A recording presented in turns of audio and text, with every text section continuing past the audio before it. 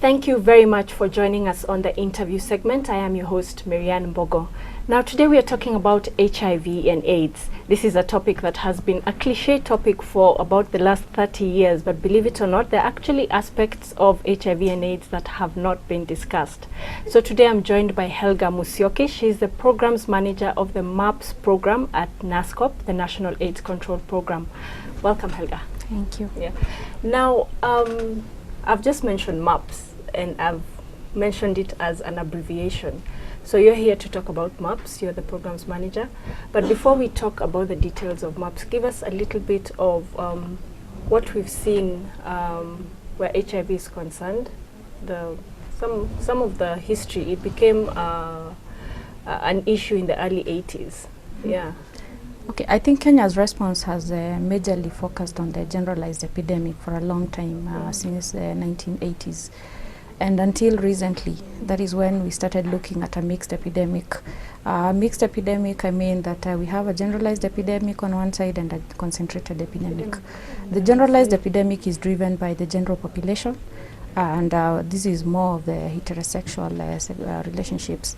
The concentrated epidemic is more focused on the most at risk populations, who are primarily the sex workers, the men having sex with men, the injecting drug users, and the secondary MAPS would then be the people in prison, the fishmongers, some beach communities, the truck drivers and their clients, and we also have some migrant sex workers who flow in and out of the country.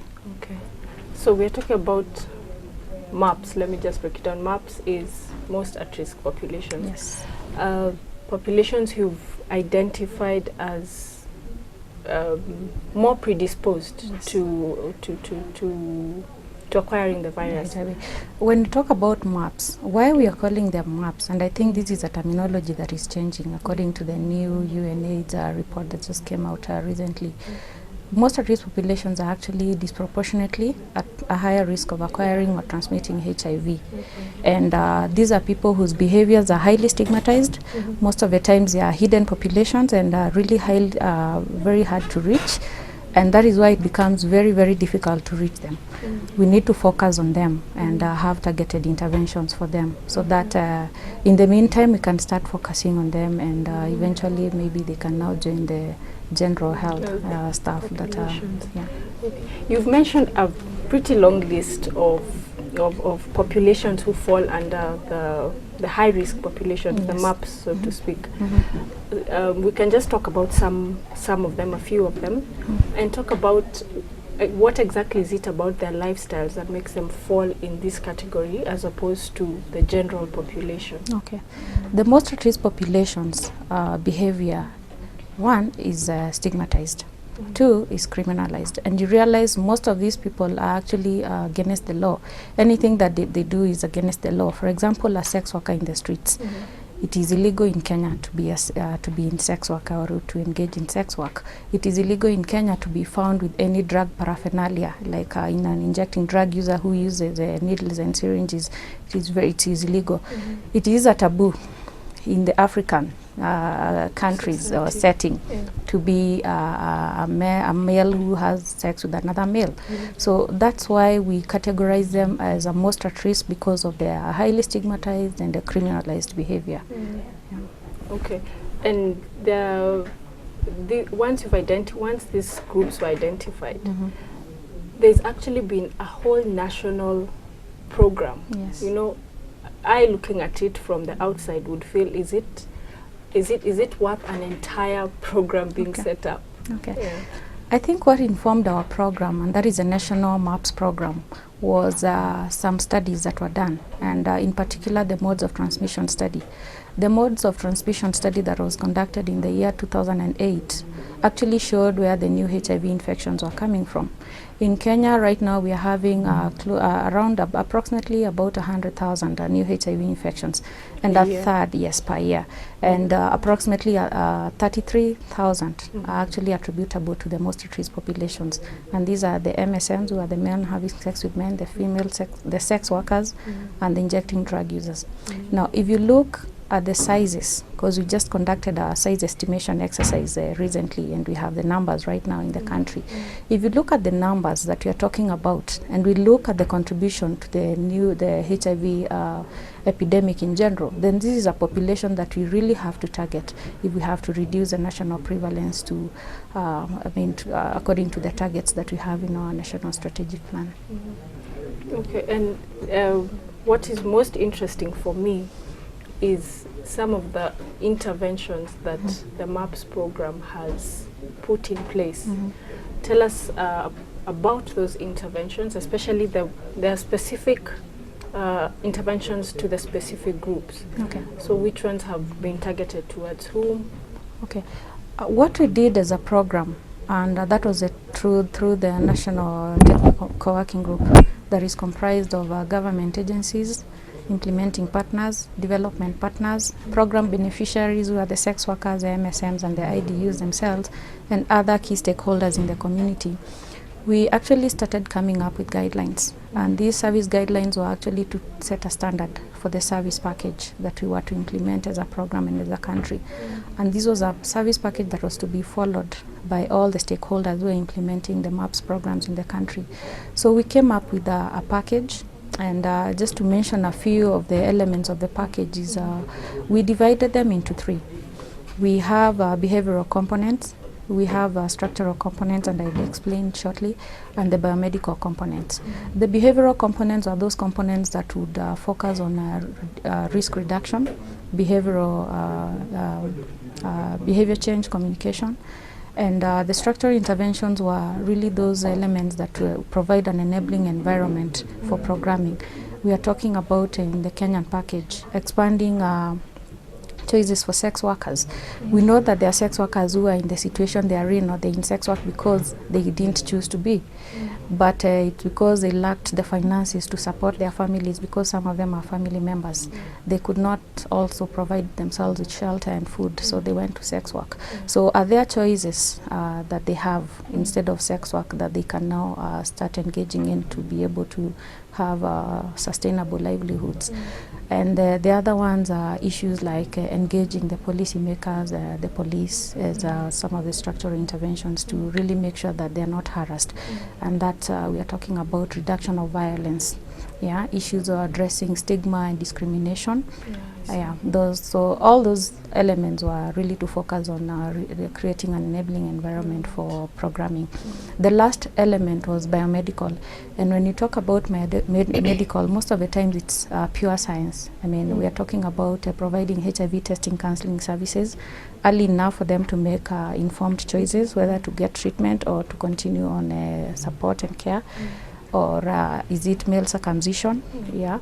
Then issues like vaccination, TB screening, STI treatment. Those are some of the examples of the biomedical interventions that we have. So we have a whole range of services that we have implemented as a program. And you've talked about taking, say, commercial sex workers and trying to find out if there is another avenue they could take for livelihood. Yes. In what direction would you be channeling them, and how have they received it? Have they decided, no, this is our life and we are sticking with it? Okay. Or has it been taken well? Okay. The way we are doing programming and the way we are approaching it when it comes to really giving the sex workers another choice, we let them choose. Some sex workers will tell you, I don't want to leave sex work because whatever you're telling me to do is to sell sukuma wiki. If I sell sukuma wiki, my profit is maybe 200 shillings per day. And that is one shot. That I would just call it that because that is what they normally tell us. So for us, then we have to look for an acceptable approach to the issue of bringing up an income generating activity for these sex workers. We went to Meru. And the Meru sex workers told us that they would want to have access to loans, to have pickups so that they can engage in selling miraa. So they are thinking big. Okay. So what we are doing is that we then link them with the organizations that can help them now come up with groups. And those groups now they can access loans to be able to pick some things like that. we went to Kisii, and Kisii, they told us they can make baskets. And for them, what we were to do is to get a market for them. So there are various sex workers who will definitely give you different options, and whatever they choose is what we tell them to go for. Others are saying, we just want you to help us to be able to save our monies better.